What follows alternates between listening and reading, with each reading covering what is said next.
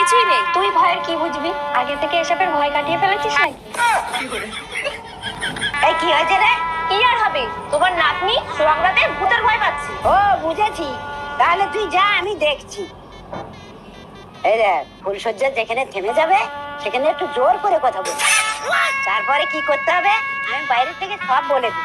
এই যা, এখন যা, নাচ জামাই ভিতরে আছে, কি বলবে তার ঠিক নেই। আরে প্রিয়তমা, তোমার আসতে এত দেরি হলো কেন? আমার কখন থেকে চুলকাচ্ছে। আরে আরে খারাপ ভেবো না, ভেতরে এত মশা, এত পরিমাণ কামড়েছে, সারা গা চুলকাচ্ছে। ঠিক আছে, দরজাটা লাগিয়ে আমি মশারিটা টানিয়ে দিচ্ছি। ওরে বাবা রে, মাথাটা গেল রে। ও, আসল জিনিসটাই তো চলে গেছে।